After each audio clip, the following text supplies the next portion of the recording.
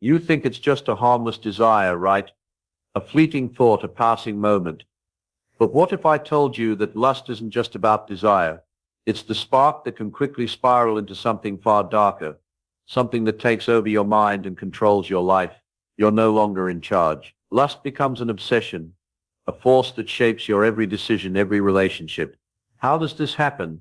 And more importantly, how can you stop it before it consumes you? It starts so innocently.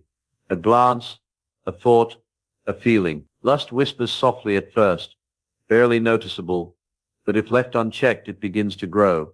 It feeds on your cravings, turning them into something you can't shake off. The dangerous part, you start to crave more. Not just the physical satisfaction, but the thrill of the chase, the constant pull of that desire. It becomes a hunger that can't be satisfied, no matter how much you feed it. The obsession creeps in when that desire shifts from something occasional to something that defines you. Your thoughts are no longer yours to control. Every action, every decision revolves around satisfying that craving. It distorts how you see others, how you interact with them, and how you view yourself. The line between desire and obsession blurs until you no longer recognize the person staring back at you in the mirror. But there's a way out, a path that leads to freedom, where you regain control of your thoughts, your desires, your life. It's not too late to break free. Stay with me and I'll show you how. Lust can consume you if left unchecked, but it doesn't have to. Discover 7 biblical secrets to destroy lust before it destroys you in my ebook, Unlock Freedom, link in the description below. Lust begins with something simple, almost innocent, a desire, a natural attraction. It's not something to be ashamed of at first. In fact, it's part of what makes us human. Our bodies are wired to respond to physical and emotional stimuli, and in its early stages, lust is nothing more than a biological reaction. It's a part of nature's design, driving the desire for connection and intimacy. But what happens when that desire crosses a line? It starts as a fleeting thought, a quick glance, and at first it feels natural. You're not thinking about the consequences, just reacting to an impulse. The truth is, this reaction is ingrained in our biology. The urge is not inherently wrong. It's simply a part of the world we live in, a world where attraction plays a central role in our lives. The way we're drawn to others, the way our hearts race when we see someone who captures our attention. That's the power of desire at work. Yet even in its most innocent form, lust carries a seed of something more dangerous. It's easy to justify these natural urges. After all, who hasn't felt them? It seems harmless, a thought here, a glance there. But the problem begins when you stop seeing lust for what it truly is. A passing feeling, a momentary reaction. It becomes something you chase. That's when it starts to shift from a natural desire into something more controlling. What we often fail to recognize is that these natural desires can easily evolve. When left unchecked, something that began as a mere attraction can become an obsession. This isn't because the initial feeling is inherently bad. It's because we let it grow. We give it power over us. We let it consume more of our thoughts, more of our focus. Instead of recognizing it as a temporary urge, we start to feed it, nurture it, and before long it has overtaken us. It's crucial to understand that lust, when understood correctly, doesn't define us. It's a natural response to the world around us. But when it takes the wheel, when we begin to focus solely on satisfying that desire, we lose control. The beauty of this desire lies in our ability to shape it, direct it, and not let it shape us. If we don't do that, it becomes a force that leads us down a path we don't want to walk. Remember, the attraction itself is not the problem.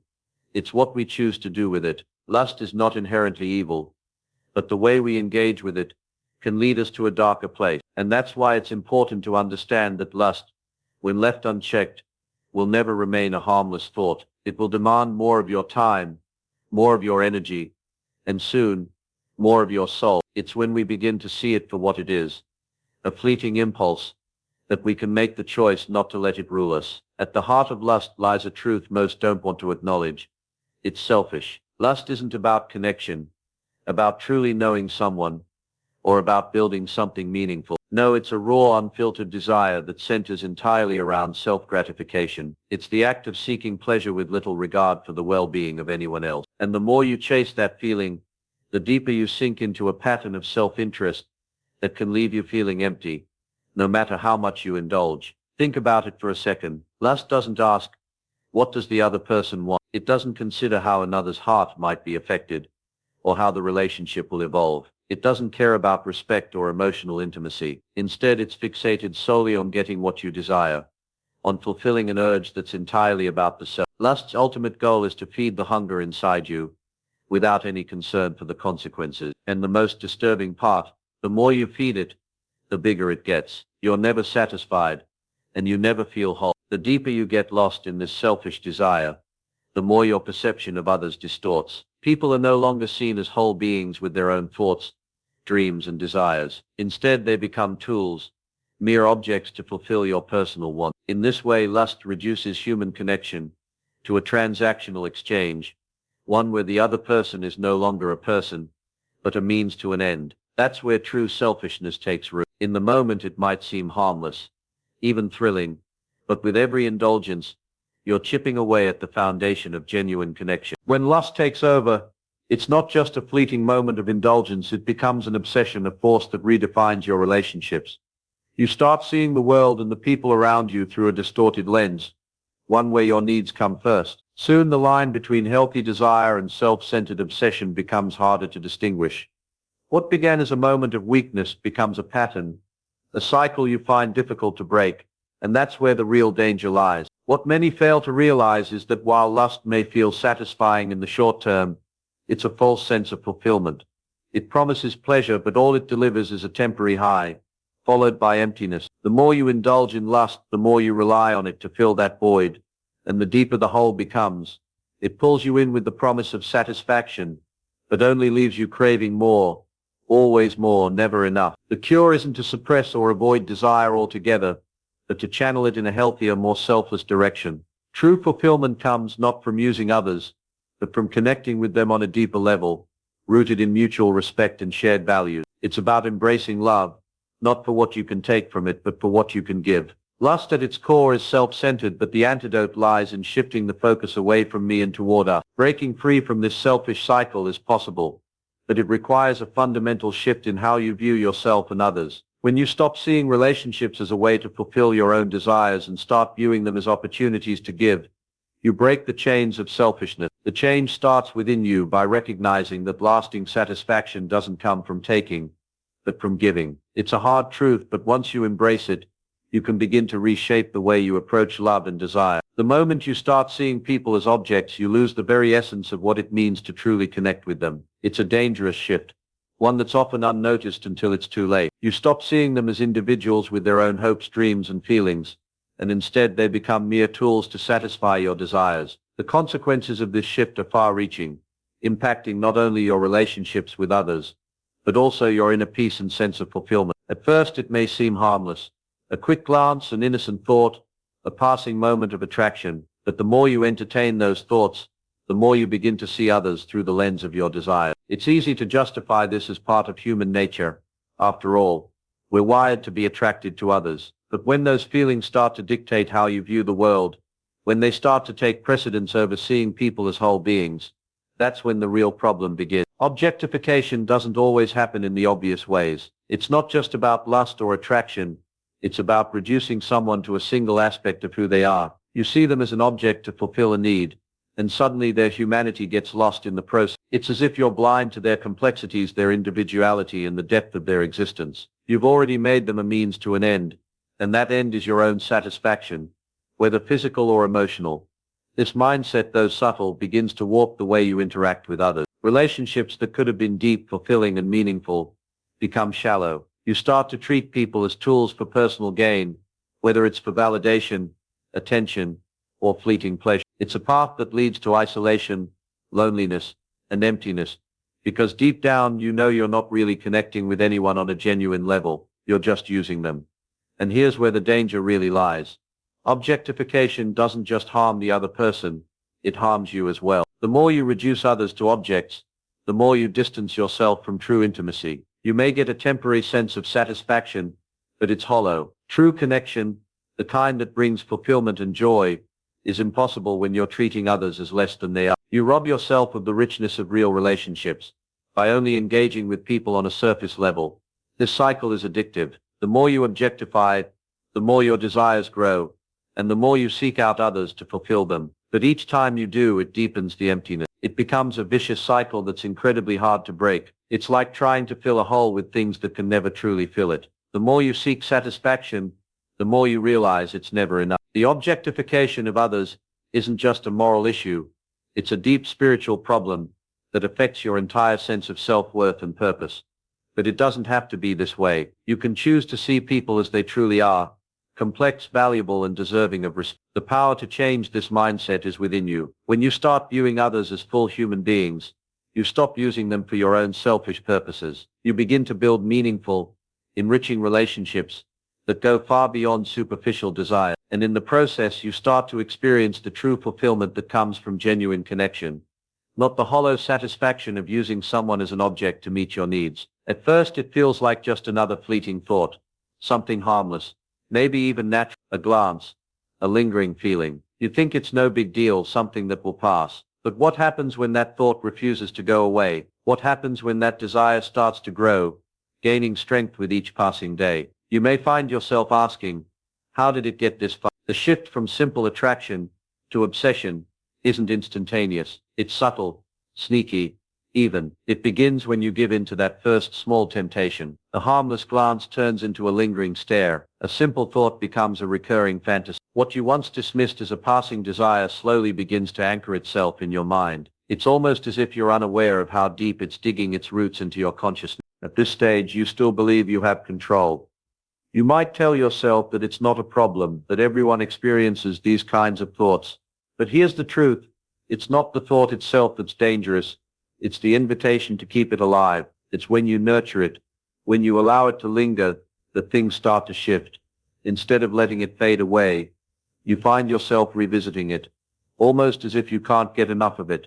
Soon, that small seed of desire begins to take on more space in your mind. It starts to occupy your thoughts, pushing aside other concerns. You start planning for the next time you can indulge in that desire. It begins to feel like you need it, like you can't go a day without it. What started as a simple urge now feels like an unshakable craving, and with every indulgence, that craving grows stronger. This is where the illusion of control begins to fade. You may still tell yourself that you're in charge, but deep down you know something's changed. Your thoughts no longer belong to you. They're hijacked by this desire, this obsession. It begins to shape how you view the world. What once felt like an occasional distraction becomes your constant focus. The obsession pulls at you in the quiet moments, in the rush of the day, in the spaces where you thought you were free. At this point, the consequences start to reveal themselves. Your relationships suffer because you're no longer truly present. Your mind is elsewhere, consumed by this obsession. You begin to objectify others, seeing them not as people but as mere objects to satisfy a need. What once felt like a harmless thought now has a hold on your soul, shaping how you interact with the world around you. The worst part, you can't break free. Every attempt to resist feels like a battle, and the more you struggle, the stronger the obsession becomes. You realize that you're not just dealing with a desire anymore. You're facing a force that controls your actions, your decisions, your life. The chains are tightening, and you begin to wonder if you'll ever be free again. But here's the truth. It doesn't have to end this way. The obsession can be broken. You can regain control. It's a long and challenging journey, but it starts with acknowledging the power of this gradual escalation and deciding to fight back. It starts with choosing to no longer feed the desire, to stop nurturing the thoughts that lead you down this path. It begins with a decision to seek something greater, something that can fill that void in a way that nothing else ever will. If you're ready to break free from lust's grip, grab my ebook, 7 Biblical Secrets to Destroy Lust today. Unlock the power to overcome temptation. Purchase it now through the link in the description or pinned comment. At first it feels like you're in control. You make the decision to give in, to indulge in that fleeting desire. But here's the truth. Once lust starts to take hold, it begins to reshape your reality in ways you don't even notice until it's too late. What began as a simple indulgence, a moment of satisfaction, quickly turns into something more. You're no longer in control. Your desires are. Imagine this. You find yourself thinking about that desire constantly. It's no longer just a passing thought. It's a persistent companion, a voice that won't shut up. What was once a choice now feels like a compulsion. Your mind, once free to think, plan and focus, becomes consumed by one thing, satisfying that need. The real danger lies in the subtle shift from having control over your desires to being controlled by them. It's a slippery slope, and it happens quietly, almost unnoticed. As this obsession grows, your willpower weakens. What used to be a simple choice between right and wrong becomes blurred. You start justifying your actions, telling yourself it's no big deal, that everyone struggles with these things. You begin to bend your values, one small compromise at a time, until one day you look up and realize that the person you once were is nowhere to be found. The things you once stood for, the principles you held dear, now seem distant. It's no longer about what's right or wrong. It's about feeding that ever-growing desire. The worst part, you stop thinking for yourself. Instead of acting in alignment with your values and what you know is best for your life, you start acting out of compulsion, out of a desperate need to satisfy a craving that's grown beyond your ability to control it. You begin to make decisions that go against your own well-being, your own happiness, just to fulfill that urge. The result, you're trapped in a cycle, a loop that feels impossible to escape. Each time you indulge, it strengthens the grip of that obsession, making it harder and harder to break free. The real question is, how did you get here? How did the initial spark of lust turn into this all-consuming force? The answer lies in that loss of control. You didn't just lose control of your actions.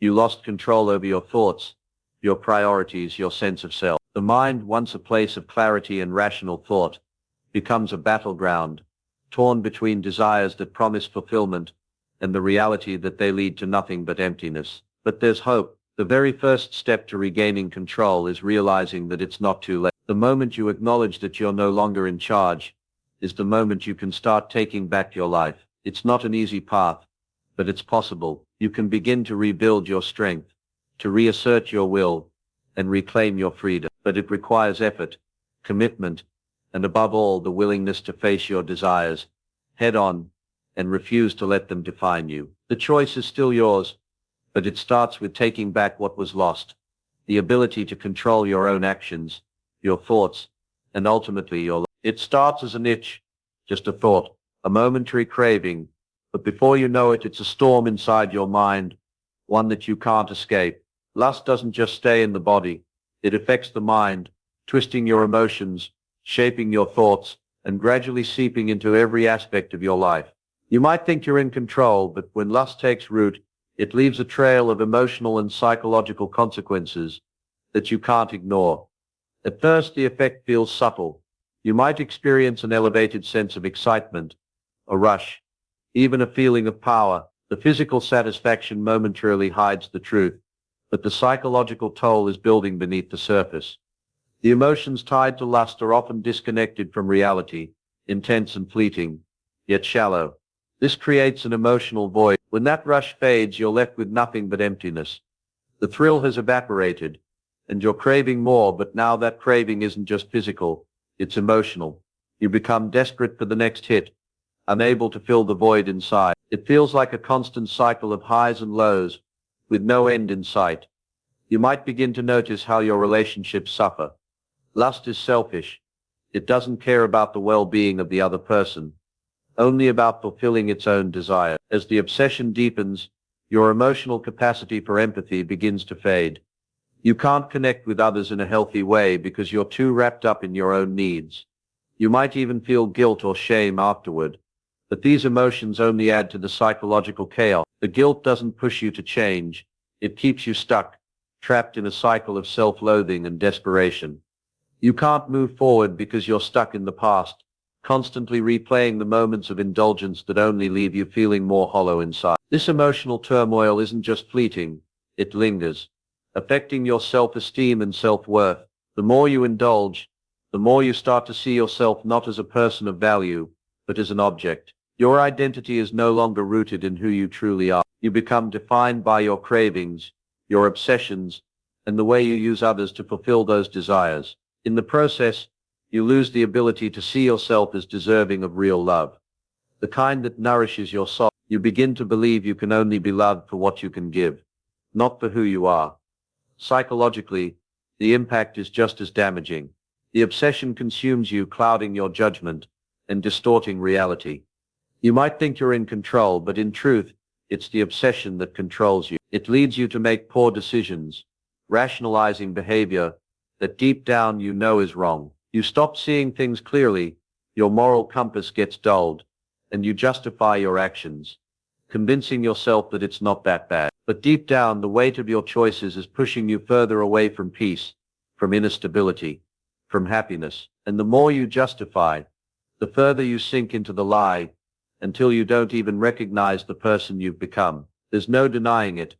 Lust takes more than it gives. The emotional and psychological consequences are far-reaching, affecting not just your own sense of self, but also your relationships and your mental well-being. It can create a cycle of emptiness, self-loathing, and destruction that only deepens with time. But the good news, you don't have to stay stuck in this endless loop. You can break free, but first, you have to face the truth about what it's doing to you. Only then can you begin the real work of healing, of reclaiming your life and restoring your mind and emotions to their rightful place. Imagine a mind so consumed with desire that it begins to eclipse everything else. What happens when that desire takes root and grows unchecked into obsession? It doesn't just affect your actions or thoughts. It begins to corrode the very essence of your character. Slowly but surely, the spiritual and moral fabric that once held you together starts to unravel. At first, it's just a thought, a fleeting temptation that you brush off as insignificant. But over time, that thought becomes a pattern, a cycle you can't seem to break. Your focus shifts from meaningful pursuits to the relentless pursuit of instant gratification. This erosion is subtle. It doesn't announce itself, but it's always there, slowly taking over. The more you give in to these cravings, the more distant your spiritual life becomes. Prayer, reflection, and the pursuit of righteousness lose their appeal, and the gap between what you know is right and what you want to do widens. What's worse, the damage doesn't stop at your spiritual life. It reaches deep into your moral compass. The more obsessed you become with your desires, the more you distort your understanding of right and wrong. You begin to justify your actions, telling yourself that it's not a big deal, that it's just one more indulgence. But with every justification, the line between what's morally acceptable and what's morally damaging becomes blurrier. What was once a clear boundary now feels irrelevant. You start to live in a world where right and wrong are subjective, bending and twisting to fit your needs. And it's not just about what you do, it's about how you begin to see the world and the people in it. Lust, when unchecked, transforms how you interact with others. You stop seeing people as individuals with their own value and worth. Instead, they become objects, mere tools for your gratification. It's no longer about connection, respect, or love. It's about satisfying a craving, and in doing so, you lose your ability to truly empathize with those around you. The relationships you form are shallow and self-serving, built on an illusion of connection, but underpinned by selfish desire. The more you feed this obsession, the more you become enslaved to it. You no longer feel free, you feel trapped in a cycle you can't escape. The desire you thought you could control now controls you, and with every passing day, it pulls you further away from the person you once were, from the values you once held dear. You wake up one day and realize how far you've fallen, but by then the consequences are harder to reverse. The damage to your soul is deeper than you realize, and the recovery feels like an impossible climb. But there's hope. Breaking free from this spiritual and moral decay isn't a matter of willpower alone. It's about renewal. It's about turning back to what you know is good and true, rediscovering the strength within you to reclaim your integrity. The path forward is not easy, but it is possible. With the right guidance and commitment, you can rebuild the foundation of your spiritual and moral life. The journey starts with a single choice: to confront the decay and fight for your soul before it's too late. Lust and obsession often seem like two unstoppable forces, like a storm that's impossible to escape. But what if I told you that the very power to overcome it lies within you? You're not destined to be enslaved by desire, trapped in a cycle of endless longing. There's a way out. It all starts with one crucial element: your will. The first step toward breaking free is realizing that you are in control. You might feel like a slave to your desires, but you've been given the ability to choose. The path to redemption begins with making the decision to change, to take ownership of your thoughts, your actions, and your heart. It's not easy. It requires a conscious effort, a constant reminder that you have the power to say no, even when the temptation is overwhelming. The next step, however, is where true transformation happens. Willpower alone is never enough. It's just the beginning. For lasting change, something greater is required. Grace. Grace is the unmerited help you receive, the divine strength that enables you to overcome what you cannot do on your own. It's not something you can earn or force.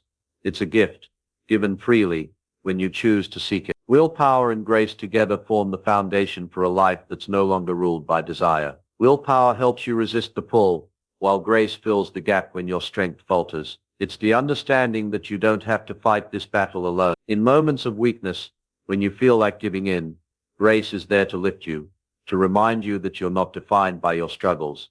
But even with grace, there's a deeper shift that needs to happen. You have to change how you see yourself. Lust thrives on a distorted sense of identity. It convinces you that your worth is tied to physical pleasure, that your fulfillment comes from satisfying every urge. But this isn't the truth. Redemption requires you to step into a new way of thinking. Your value doesn't come from what you desire, but from who you are. You are more than your cravings. When you embrace this, lust loses its grip. There will be times when it feels like an uphill battle, when the temptation resurfaces and you question whether change is even possible. But remember this, redemption is a process. It's not about perfection. It's about progress. Willpower will get you started, but grace will carry you when you fall short. And when you fall, don't be discouraged. See it as part of the journey, not as the end. Ultimately, the path to redemption isn't about trying harder, but about letting go. Letting go of the need to control everything and letting grace do what it does best, transforming you from the inside out. When you surrender, when you trust that both willpower and grace are working in tandem, you'll find freedom, not just from lust, but from every chain that's ever held you back. You're not alone in this fight, and the victory is within your reach. All it takes is one step, then another, and soon you'll realize you've walked into the freedom you've been longing for. The battle against lust and obsession is real, and it's not one you have to fight alone. With the right tools, your willpower, divine grace, and a renewed sense of identity, you can break free from the chains that have held you captive. But the journey doesn't end here. Transformation is a continuous process, one that requires both conscious effort and divine assistance. The good news is, the power to change is already within you. The first step is recognizing that you have a choice, that you're not doomed to live a life ruled by your desire. From there, it's about surrendering your will to something greater than yourself, allowing grace to fill the spaces where your strength falls short. As you embrace your true identity, one that is not defined by cravings, you begin to take back control of your life, one decision at a time. If you're ready to take the next step and fully break free, I've created something that can guide you further. My ebook, 7 Biblical Secrets to Destroy Lust Before It Destroys You, is packed with practical wisdom and powerful insights that will help you build lasting change and experience the freedom you've been searching for. This isn't just another self-help book. This is a spiritual blueprint designed to help you conquer your struggles with lust and step into the abundant life you were meant to live. The answers are waiting for you. Don't click the link in the description and start your journey to true freedom today.